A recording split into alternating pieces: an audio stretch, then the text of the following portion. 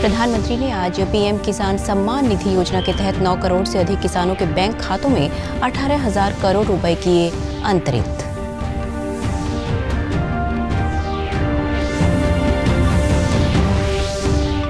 प्रधानमंत्री नरेंद्र मोदी ने फतेहाबाद जिले के किसान हरि सिंह से किया संवाद।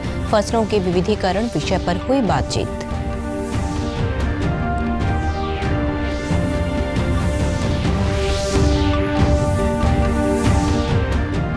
कृतज्ञ राष्ट्र आज पूर्व प्रधानमंत्री अटल बिहारी वाजपेयी की जयंती पर कर रहा है नमन। प्रधानमंत्री नरेंद्र मोदी ने संसदीय कक्ष में अटल जी पर एक पुस्तक का किया विमोचन।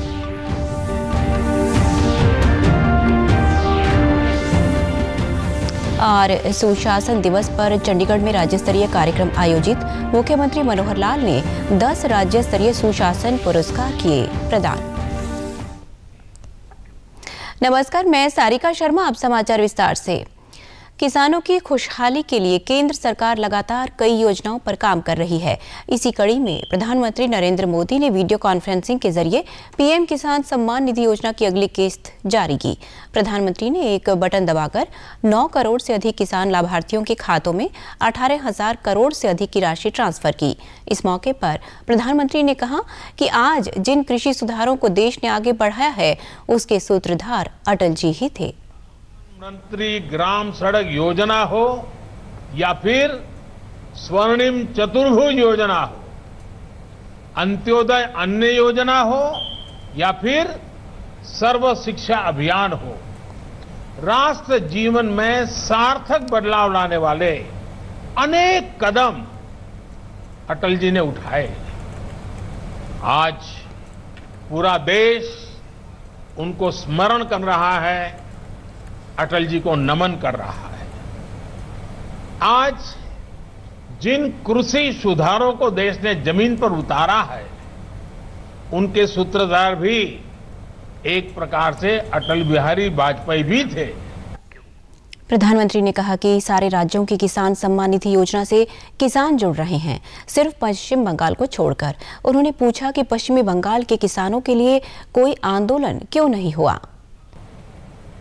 बंगाल में उनकी पार्टी है, उनका संगठन है, 30 साल सरकार चलाई है, कितने लोग होंगे उनके पास? एक बार भी इन लोगों ने किसानों को ये 2,000 रुपया मिलने वाला कार्यक्रम है, बंगाल के अंदर कोई आंदोलन नहीं चलाया। क्यों आपने कभी आवाज नहीं उठाई? और आप वहां से उठ करके पंजाब पहुंच गए। प्रधानमंत्री नरेंद्र मोदी ने किसानों से बहकावे में न आने की अपील की। उन्होंने किसानों से तर्क और तथ्य के आधार पर फैसला लेने को कहा। सिर्फ आत्मनिर्भर किसान ही आत्मनिर्भर भारत की नींव डाल सकता है। मेरे देश के किसानों से आग्रह है, किसी के बहकावे में न आए, किसी के झूठ को न स्वीकारे, तर्क और तथ्य के आधार बनाकर ही सोचे विचारे। प्रधानमंत्री नरेंद्र मोदी ने प्रधानमंत्री किसान सम्मान निधि योजना कार्यक्रम में 6 राज्यों के किसानों से संवाद किया, जिसमें हरियाणा से एकमात्र किसान हरि सिंह से भी बातचीत की। गांव नाढोड़ी निवासी किसान हरि सिंह बागवानी की खेती करते हैं और बागवानी की खेती के विषय को लेकर ही किसान हरि सिंह प्रधानमंत्री नरेंद्र मोदी के साथ चर्चा में शामिल हुए थे। प्रधानमंत्री से चर्चा के बाद मीडिया से बातचीत में किसान हरि सिंह ने बताया कि आज प्रधानमंत्री ने उनसे खेती की विविधीकरण के विषय में बातचीत की। किसान आंदोलन पर हरि सिंह ने कहा कि प्रधानमंत्री ने बहुत अच्छी बातें बताई हैं, उन पर भी किसानों को गौर करना चाहिए और यदि कुछ गलत है तो उसमें सुधार किया जाना चाहिए। जी ने खेती की विविधीकरण के विषय में बात की है कि आप क्या कर रहे हैं, नया क्या कर रहे हैं। तो हमने यही बात किया है कि धान और गेहूं को छोड़ के अलग से कुछ खेती, अलग से कुछ किया जाए। प्रधानमंत्री जी ने बहुत अच्छी बातें बताई है, उन पे किसान को भी गौर करना चाहिए। हाँ जी, मेरी किसान भाइयों से यही अपील है कि उनकी बात को सुना जाए और अगर कोई इसमें कोई गलत है तो उसमें सुधार किया जाए। आज पूर्व प्रधानमंत्री अटल बिहारी वाजपेयी की 96वीं जयंती है। इस दिन को सुशासन दिवस के रूप में भी मनाया जाता है। इस मौके पर राष्ट्रपति रामनाथ कोविंद, प्रधानमंत्री नरेंद्र मोदी समेत अन्य गणमान्य नेताओं ने आज नई दिल्ली स्थित उनकी समाधि सदैव अटल पर उन्हें पुष्पांजलि अर्पित की।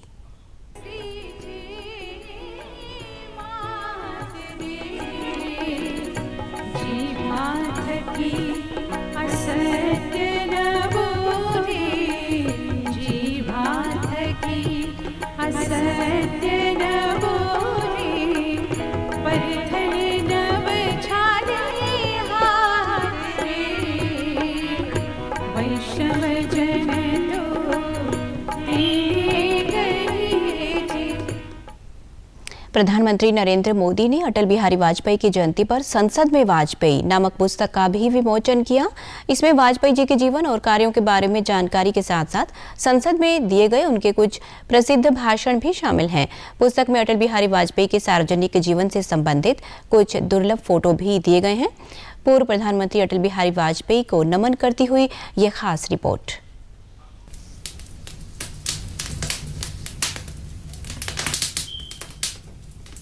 आहुति बाकी यज्ञ अधूरा, अपनों के विघ्नों ने घेरा, अंतिम जय का वज्र बनाने नवदधीच हड्डियां गलाए। आओ फिर से दिया जलाए, आओ। अंधेरा छटेगा, सूरज निकलेगा, कमल खिलेगा। एक महान देशभक्त, ओजस्वी वक्ता और कवि, चेहरे पर हर वक्त एक मुस्कान लिए वाजपेयी जी की नीति, नियत और निष्ठा ऐसी थी कि विरोधी भी उनके आगे कुछ नहीं बोल पाते। उन्होंने अपने जीवन काल में एक ऐसे भारत का सपना देखा जिसकी बुनियाद भी उन्होंने ही रखी। उन्होंने कहा था, मैं ऐसे भारत का सपना देखता हूँ जो समृद्ध और मजबूत है, ऐसा भारत जो दुनिया के महान देशों की पंक्ति में खड़ा हो। राष्ट्र आज शिक्षाविद और स्वतंत्रता सेनानी पंडित मदन मोहन मालवीय को उनकी जयंती पर श्रद्धांजलि अर्पित कर रहा है। वे महामना के रूप में लोकप्रिय थे। उन्होंने आधुनिक शिक्षा को बढ़ावा देने का प्रयास किया और 1916 में वाराणसी में काशी हिंदू विश्वविद्यालय की स्थापना की। 24 दिसंबर 2014 को मरणोपरांत उन्हें भारत रत्न से सम्मानित किया गया था। प्रधानमंत्री नरेंद्र मोदी ने पंडित मदन मोहन मालवीय जी की जयंती पर उन्हें नमन किया। प्रधानमंत्री ने ट्वीट के माध्यम से कहा कि काशी हिंदू विश्वविद्यालय के प्रणेता और बहुआयामी प्रतिभा के धनी महामना पंडित मदन मोहन मालवीय जी को उनकी जन्म जयंती पर शत शत नमन। उन्होंने अपना संपूर्ण जीवन समाज सुधार और राष्ट्र सेवा में समर्पित कर दिया। देश के लिए उनका योगदान पीढ़ी दर पीढ़ी को प्रेरित करता रहेगा। मुख्यमंत्री मनोहर लाल के डिजिटल हरियाणा के विजन को साकार करने के लिए आज चंडीगढ़ में सुशासन दिवस पर आयोजित राज्य स्तरीय कार्यक्रम में 10 राज्य स्तरीय सुशासन पुरस्कार प्रदान किए। विजेताओं को ये पुरस्कार उनके संबंधित विभागों में डिजिटल सुधार लाने और राज्य सरकार द्वारा लोगों को समयबद्ध तरीके से नागरिक केंद्रित सेवाओं के वितरण के लिए ई-गवर्नेंस को लागू करने के लिए दिया गया है। डिजिटाइजेशन की पहल पर आगे बढ़ते हुए कोविड-19 महामारी के संकट काल में भी लगभग हर विभाग ने दिन प्रतिदिन के सरकारी कामकाज में सूचना प्रौद्योगिकी का इस्तेमाल किया ताकि सरल, नैतिक, जवाबदेह और पारदर्शी शासन सुनिश्चित किया जा सके। ई खरीद, ऑनलाइन रिलीज ऑर्डर और बिलिंग सिस्टम, ERP सॉफ्टवेयर, जन सहायक मोबाइल ऐप, अंत्योदय सरल, आयुष्मान भारत, ई संजीवनी OPD, टेली कंसल्टेशन जैसी ई पहलों की शुरुआत करते हुए ये सुनिश्चित किया गया कि हर व्यक्ति तक सरकारी योजनाओं का लाभ पहुंचे। मुख्यमंत्री मनोहर लाल ने अंतर्राष्ट्रीय गीता महोत्सव 2020 के वैश्विक गीता पाठ में प्रदेश के 56,000 स्कूली विद्यार्थियों और देश के 17 संस्कृत विश्वविद्यालयों के साथ आज चंडीगढ़ से ऑनलाइन जुड़कर अपना संदेश दिया। मुख्यमंत्री ने गीता जयंती पर शुभकामनाएं देते हुए कहा कि गीता जयंती का ये दिन विलक्षण, अनोखा और प्रेरणा देने वाला है और आज के दिन कुरुक्षेत्र की पावन धरा पर हजारों वर्ष पूर्व पवित्र ग्रंथ गीता का उद्गम हुआ था। केंद्र सरकार द्वारा पारित 3 कृषि कानून किसानों के लिए हितकारी हैं। कृषि कानूनों के बनने से किसानों को बिचौलियों से छुटकारा मिला है। अब किसान अपनी फसल किसी भी मंडी में बेच सकता है जहां उसे अच्छी कीमत मिले। यमुनानगर के किसानों का कहना है कि वर्तमान में उनकी फसल न्यूनतम समर्थन मूल्य से खरीदी गई है, जिससे किसान खुशहाल हुआ है। ये बिल है जो तीनों बिल पास किए गए हैं। अगर हम एक एग्जाम्पल लें कि जैसे अब मेरा ही है, मैं अपने खेतों में पहले फसल जो उगती थी, कोई भी चीज़ जो मान लो मैं जीरी उगा रहा हूँ या गेहूँ उगा रहा हूँ, तो वो मैं सिर्फ यहीं मंडियों में बेच सकता था। बाहर मिल भी जाता था, पर वही था कि रेट कम मिलेगा या नहीं मिलेगा, कोई नहीं लेगा, ये बड़ा हिसाब किताब होता था इन चीज़ों का। बट आज की डेट में बिल पास होने के बाद ये है कि अगर मेरी जो यहाँ की जो मैं अनाज उगा रहा हूँ, मान लो हरियाणा के अंदर मैं हूँ और यहाँ मैंने अनाज उगाया है, ठीक है जी, वो मैं जाके आपका उत्तराखंड में बेच सकता हूँ, चाहे मैं कहीं भी मतलब देश के किसी भी कोने में जाके बेच सकता हूँ। एक मिनिमम मूल्य तो है ही है, बट उसके अलावा ये हो सकता है कि मुझे इससे ऊंचे दाम भी मिल सकते हैं इस फसल के जो मैंने उगाई है, और मेरा प्रॉफिट है, बिल्कुल हित में है फैसला। मैं तो बिल्कुल समर्थन करूंगा केंद्र सरकार को, और जो गवर्नमेंट है इस समय पे बीजेपी गवर्नमेंट है, उनको बिल्कुल मेरा समर्थन है कि बिल बहुत सही है और किसानों के हितों में। रजिस्ट्रेशन करवाया था फसल का और उसके थ्रू मैंने लिखवाया था कि हमारी पेमेंट डायरेक्ट हमारे खाते में आनी चाहिए। तो अभी जो धान की फसल हम मंडी में ले गए हैं, 2 ट्रॉली मेरी गई है, उसमें मतलब हालांकि जो ख़रीदार आए हुए थे उन्होंने बहुत मीन मेक किया, इसमें ये कमी है, उसमें वो कमी है, और वो सब काटने के बाद जो आड़ती ने हमको जे फार्म दिया, वो कटौती करने के बाद अमाउंट में काफ़ी मतलब कम था। लेकिन जब हमारे अकाउंट में पैसा आया डायरेक्ट, आड़ती के थ्रू नहीं, डायरेक्ट आया है, तो मैक्सिमम प्राइस के हिसाब से 1888 रुपये के हिसाब से जो हमारा मतलब टोटल धान था उसके हिसाब से पैसा आया है। तो हम देख के हैरान रह गए कि इसका मतलब जो 5,000 या 6,000 रुपया जो हमारा मॉइस्चर के नाम पे या डिफेक्ट के नाम पे मतलब कटौती कर रखी थी, वो पैसा इसका मतलब हमारा आड़ती खा लेता था और आड़ती के पास जो है हमारी फसल का पूरा पैसा आता था। तो इससे हमको ये लगा कि ये सिस्टम बहुत सही है और हमें तो इसका बहुत फ़ायदा हुआ है जी। सरकार ने जो उसकी NSP और ये सारा कुछ करा है जी, उसके रेट ठीक लगे जी, और डायरेक्ट खाते में पेमेंट आई जी।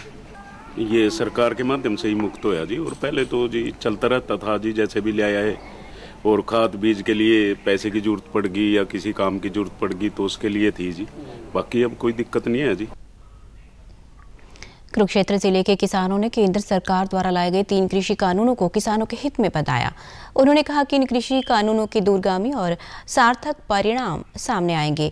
आज हम अपनी फसल को कहीं भी बेच सकते हैं जहां हमें अच्छे भाव मिलें। उन्होंने कहा कि ये कृषि कानून किसान की आज़ादी के प्रतीक हैं और जो लोग इन कानूनों का विरोध कर रहे हैं उसका कोई औचित्य नहीं है।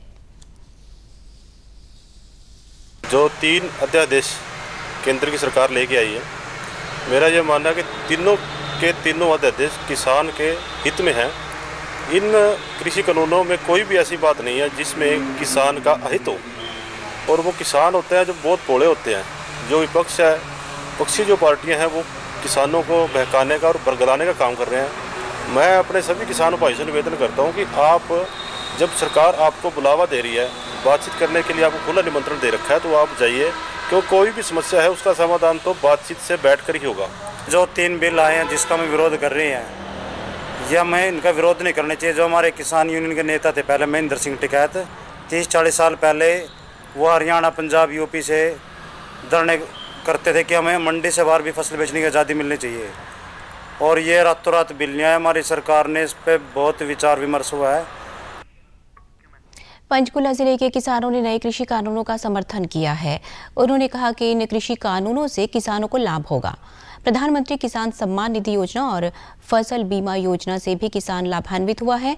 किसानों का कहना है कि उन्हें अपनी फसल का न्यूनतम समर्थन मूल्य मिल रहा है और वो कहीं पर भी अपनी फसल बेचने के लिए स्वतंत्र है। इन कानून पास किए गए हैं, इससे हमें बहुत फायदा हुआ है, और जो 2000 रुपया सरकार देती है जिम्मेदार को, वो हमें लगातार मिल रहा है, और जो हम अपनी फसल का बीमा करवाते हैं उसका भी हमें फ़ायदा मिल रहा है, क्योंकि पिछले साल मेरे अकाउंट में 13,000 रुपये की सब्सिडी मुझे मिली है।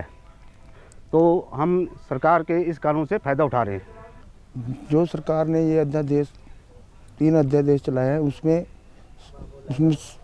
सब कुछ अच्छा किया सरकार ने, और अब ये हो गया कि जो ऐसे उद्योगपति अपना सामान खुलेआम उत्पाद करते बेचते हैं, इसी तरह किसानों को भी इसका बहुत फ़ायदा भी, अपना कहीं भी सामान जिम्मेदारी का जो भी है बेच के अपना जहाँ मर्जी बेच सकते हैं जी। बेनिफिट ये है अगर हम लोग इसको अच्छे से स्टडी करते हैं या पढ़ते हैं, और इसी वजह से जो इस बार हमारी फसल गई है जीरी की, कम से कम मतलब 5-6 किले की जीरी हमने जो सेल की है मंडी में, तो वो हमारे 22 दिन के अंदर पेमेंट आई है। और उसके अलावा जो इससे पहले भी जो सरकार ने कोई कार्य किए हैं, जैसे 2-2 हज़ार रुपये के किसान के खर्चे के लिए डाले हैं, तो वो भी तीनों किस्तें अभी आ चुकी हैं और नेक्स्ट भी मैसेज फ़ोन में आ चुका है। और सबसे बड़ी बात है, हर जब बार कोई भी फसल हमारी आनी होती है तो उसके लिए हमारे पास वेरिफिकेशन के लिए एक कोड आता है, भी आप अपनी फसल को दर्ज कराइए, और उसके दर्ज कराने के बाद हम लोगों को पता होता है भी हमने इतना फसल सरकार को देनी है या प्राइवेट किसी को। ये ਜਿਹੜੇ 3 ਕਾਨੂੰਨ ਲੈ ਕੇ ਆਏ ਮੋਦੀ ਸਰਕਾਰ ਜੀ, ਇਹਨਾਂ ਤੋਂ ਸਾਨੂੰ ਇਹ ਫਾਇਦਾ ਹੋਇਆ, ਅਸੀਂ ਆਪਣੀ ਫਸਲ ਕਿਤੇ ਵੀ ਜਾ ਕੇ ਵੇਚ ਸਕਦੇ ਹਾਂ, ਸਾਨੂੰ ਮੰਡੀ ਦੀ ਜ਼ਰੂਰਤ ਨਹੀਂ, ਅਸੀਂ ਜ਼ਰੂਰੀ ਨਹੀਂ ਅਸੀਂ ਪੰਚਕੂਲੇ 'ਚ ਵੇਚਾਂਗੇ, आप किसी भी स्टेट कहीं भी किसी भी डिस्ट्रिक्ट से भेज सकते हैं जी। हर साल हर्षोल्लास के साथ मनाया जाने वाला क्रिसमस का त्यौहार इस बार कोरोना वायरस संकट के बीच में हो रहा है। दुनिया भर में क्रिसमस का त्यौहार बड़े उत्साह के साथ मनाया जा रहा है। गिरजाघरों को खास तौर पर रोशनी से सजाया गया है और भारत में भी क्रिसमस धूमधाम से मनाया जा रहा है। राष्ट्रपति रामनाथ कोविंद ने देशवासियों को क्रिसमस की बधाई दी। उन्होंने ट्वीट के माध्यम से कहा कि क्रिसमस की हार्दिक शुभकामनाएं। मैं आशा करता हूं कि ये त्यौहार शांति और समृद्धि का प्रसार करते हुए समाज में सौहार्द बढ़ाएगा। आइए हम ईसा मसीह की प्रेम, करुणा और परोपकार की शिक्षाओं का अनुसरण करें और समाज व राष्ट्र के हित के लिए संकल्पबद्ध रहें। अंत में इस बुलेटिन की मुख्य समाचार एक बार फिर। प्रधानमंत्री ने आज पीएम किसान सम्मान निधि योजना के तहत 9 करोड़ से अधिक किसानों के बैंक खातों में 18,000 करोड़ रुपए किए अंतरित।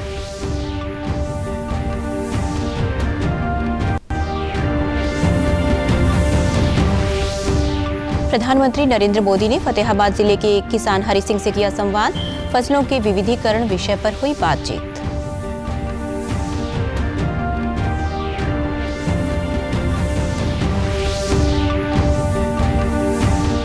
कृतज्ञ राष्ट्र आज पूर्व प्रधानमंत्री अटल बिहारी वाजपेयी की जयंती पर कर रहा है नमन। प्रधानमंत्री नरेंद्र मोदी ने संसदीय कक्ष में अटल जी पर एक पुस्तक का किया विमोचन।